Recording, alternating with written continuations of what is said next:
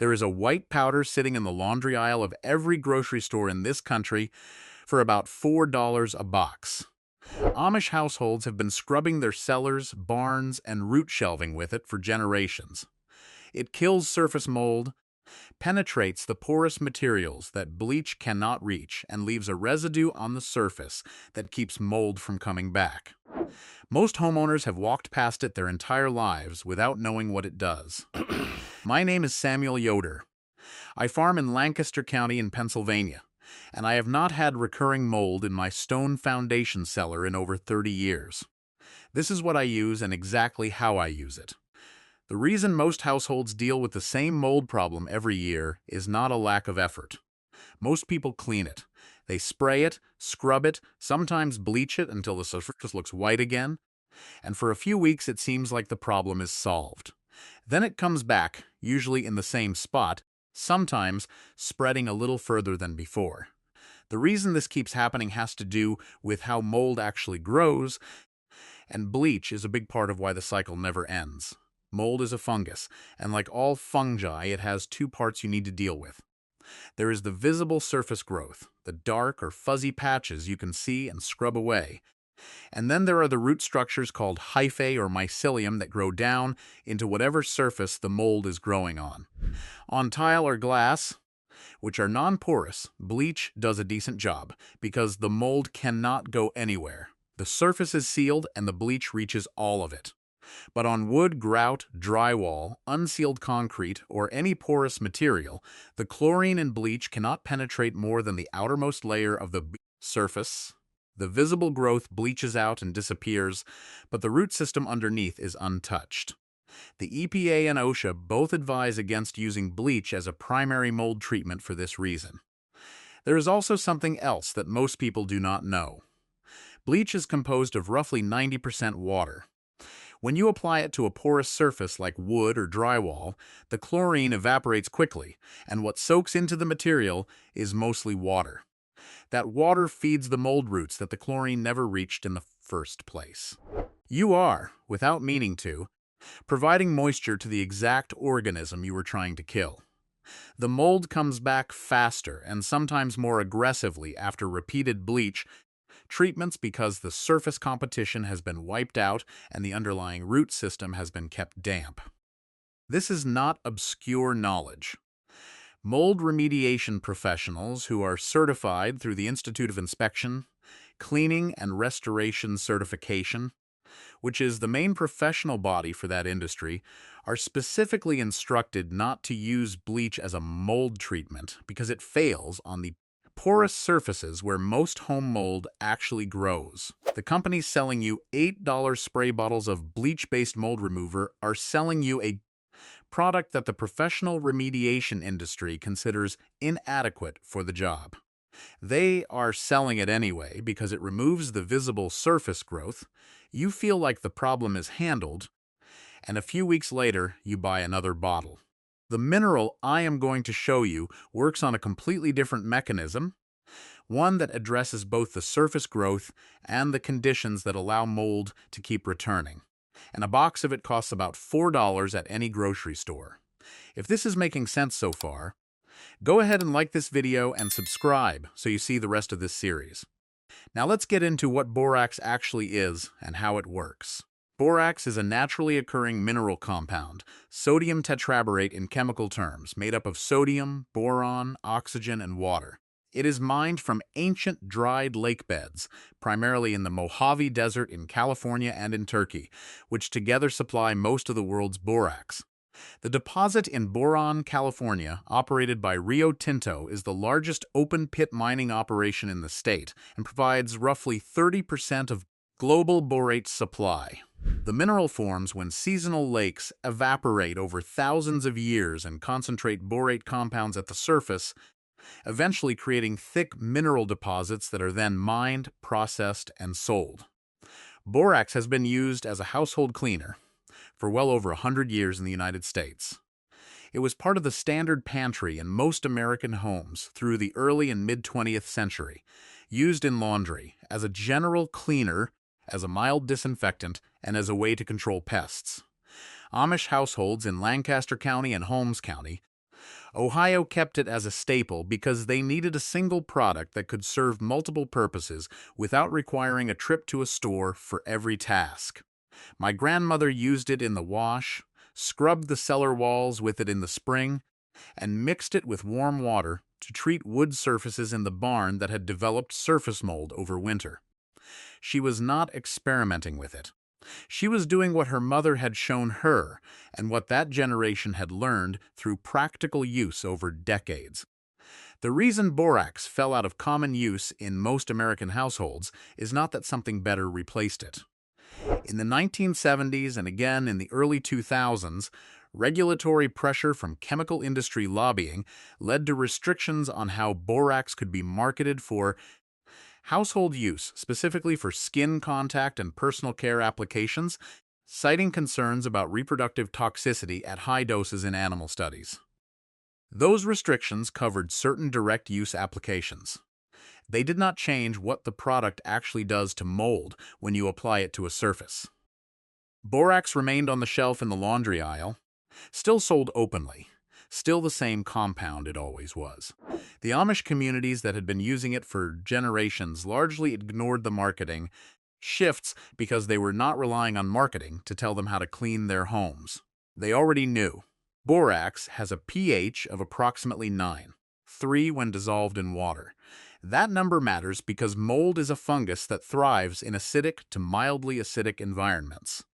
Most common household mold species prefer a pH between 3 and 7, with some tolerating slightly above that range.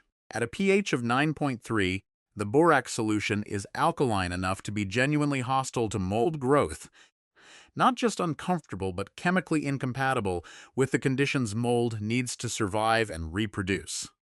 When you apply borax to a mold-affected surface, the alkaline solution disrupts the cellular processes the fungus uses to grow and reproduce, and it dehydrates the mold structure by drawing moisture out of the cells. What makes borax different from bleach in practical terms is that it can penetrate porous surfaces to reach the mycelium underneath. A 2013 study published in the journal Bioresource Technology confirmed that borax-based treatments inhibit fungal mycelium growth in wood substrates, meaning the root structures that bleach misses. EPA research has documented that a borax concentration of 2.5% is sufficient to completely inhibit mold growth on treated surfaces.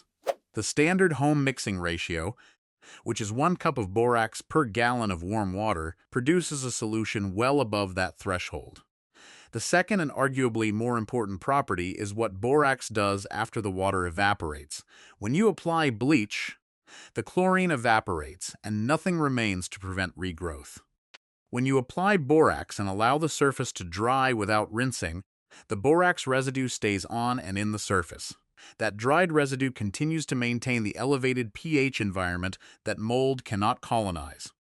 As long as the borax residue is present and the underlying moisture source has been addressed, the surface remains chemically inhospitable to mold. This is the residual inhibition property, and it is the reason borax works as a preventive treatment, not just a cleanup product. Borax is not a registered fungicide with the EPA, which is worth noting honestly. What that means is that the manufacturer has not paid to go through the registration process for that specific use claim. The science on its antifungal properties is well documented in peer-reviewed research regardless of the registration status. Licensed mold assessors have reported borax outperforming commercially sold mold killers on porous surfaces in field conditions.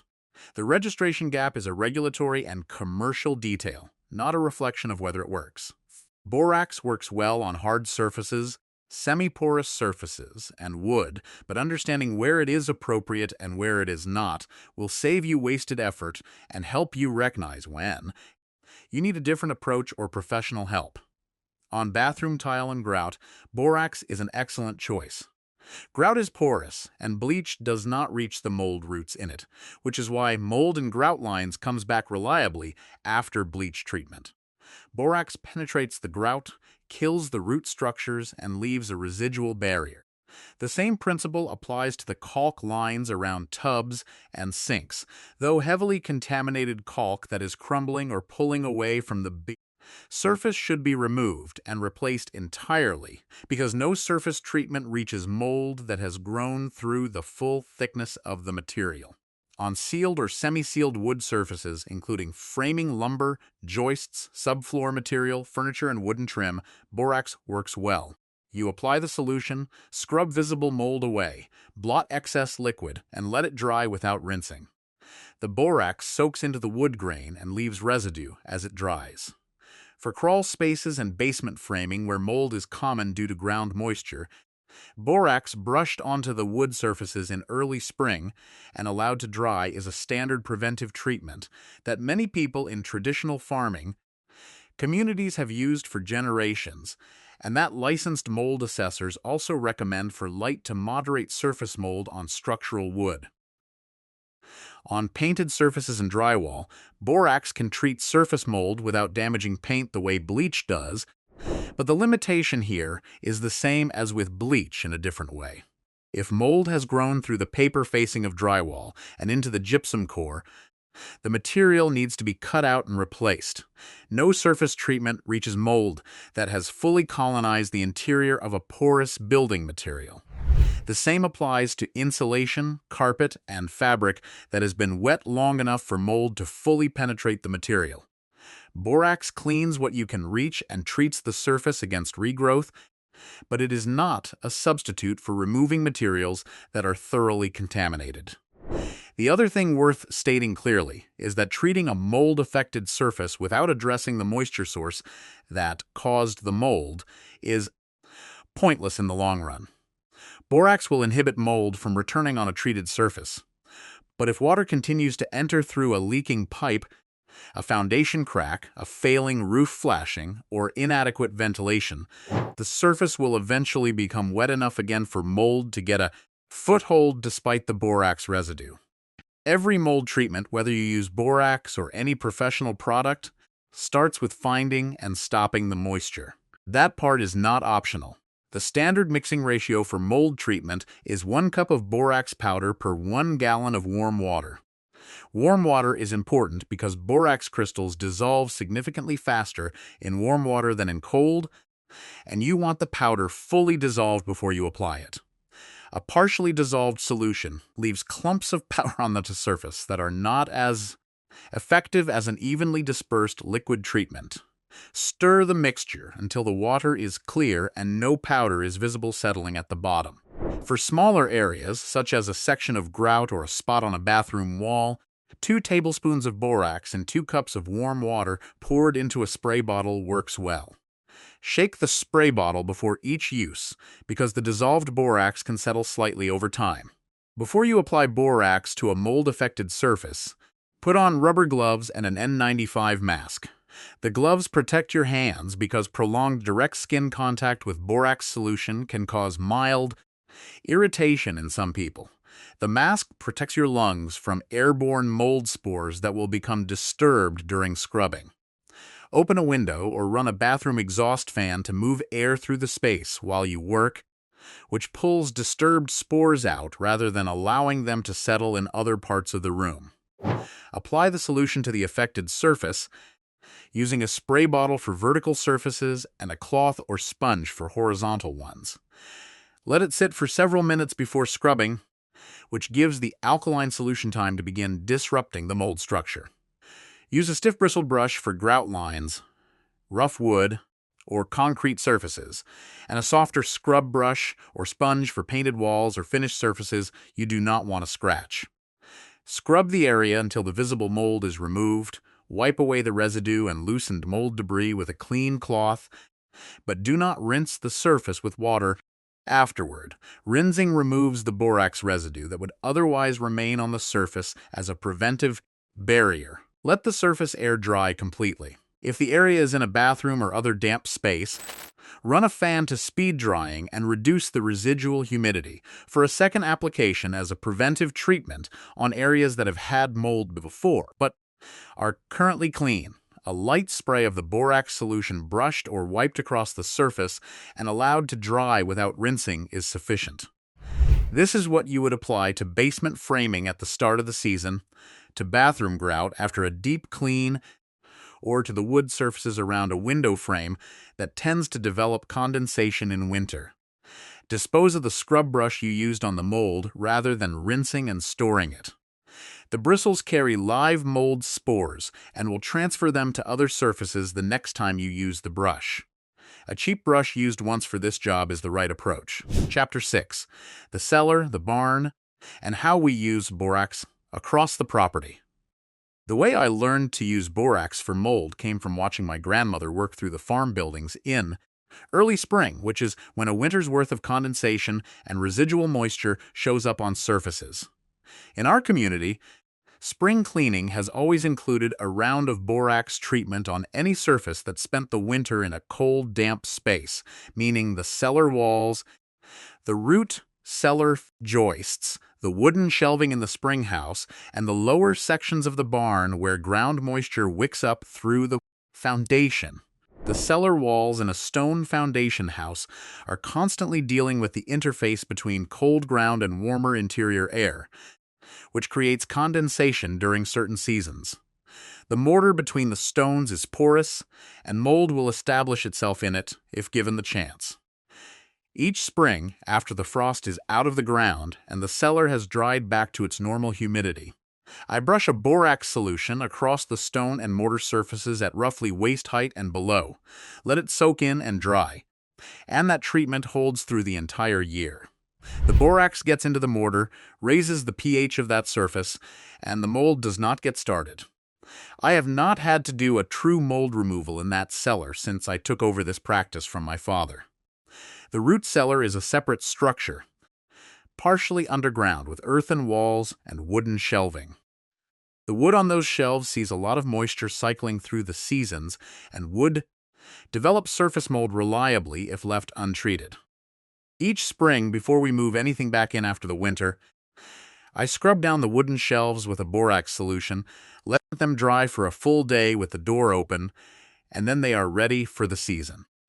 The shelves have been in that cellar for over 20 years with no structural mold damage, which matters because replacing wooden shelving in a root cellar is not a small task. In the barn, the lower sections of the wooden stall dividers and the timber framing near the foundation are the areas that see moisture from ground seepage and animal bedding. A borax wash on those surfaces once a year keeps surface mold from establishing. It does not replace proper drainage around the foundation or good ventilation in the building, but it handles the biological side of the problem alongside the physical side. The point I want to make with these examples is that borax as a preventive treatment is more valuable than borax as a cleanup product. If you apply it regularly to surfaces that are prone to mold before the mold has a chance to establish itself, you are using it in the way it works best. Using it after mold has already grown through a material is doing the job harder than it needs to be done. If you are dealing with mold right now, here is how to approach it from start to finish using what I have covered in this video. First, find the moisture source. Check for dripping pipes under sinks or in the basement. Look at the caulk around tubs and showers for cracks or gaps where water is getting behind the surface. Check window frames for condensation buildup in cold weather. Look at your roof line and gutters if you have ceiling staining or mold on upper walls. If the moisture source is not addressed, nothing else you do will hold. Borax will slow mold down on a damp surface, but it cannot stop it indefinitely if water keeps coming. Once the moisture source is handled, mix 1 cup of borax in 1 gallon of warm water. Put on rubber gloves and an N95 mask. Open a window. Apply the solution to the affected surfaces, let it sit a few minutes. Scrub the visible mold away with a stiff brush, wipe the debris off with a cloth, and let the surface dry without rinsing. If the area is in a bathroom, run the exhaust fan during and after. Throw away the scrub brush when you are done. For areas larger than about 10 square feet, or for mold that is penetrated through drywall insulation, or structural wood to the point where the material feels soft or crumbles, call a certified mold remediation professional. Borax is for surface mold and semi-porous materials where the structure is still intact. Deeply contaminated materials need to be removed. And working with large areas of mold without proper containment spreads spores through the rest of the house. For prevention going forward, spray or brush a borax solution on any surface that has had mold before or that sits in a regularly damp area, let it dry, and repeat once or twice a year. The bathroom grout, the window sills, the basement framing, the wood near the foundation. A box of 20 Mule Team Borax, which is the most widely available brand and is the same compound I am describing, costs around $4 at most grocery stores. One box handles a full season of preventive treatment for an average home. A professional mold remediation visit for a contained area runs anywhere from $500 to $1,500 depending on location and scope. A recurring mold spray product from a hardware store runs $8 to $12 a bottle and uses chemistry that, on most of the surfaces where home mold actually grows, does not address the root structures that cause it to come back. A $4 box of borax, applied correctly, outperforms both of those options for surface mold prevention in a normal household, and has been doing so in communities like mine for longer than most of those commercial products have existed. If you found this useful, please share it and like this video, and subscribe to the channel so you do not miss the next one. We cover practical methods from traditional household practice that hold up to scrutiny and that most people were never told about, because there is no money in teaching someone to spend $4 instead of $400. That is all this is. Information that works, passed down through people who had no other option but to figure out what actually worked. Thank you for watching.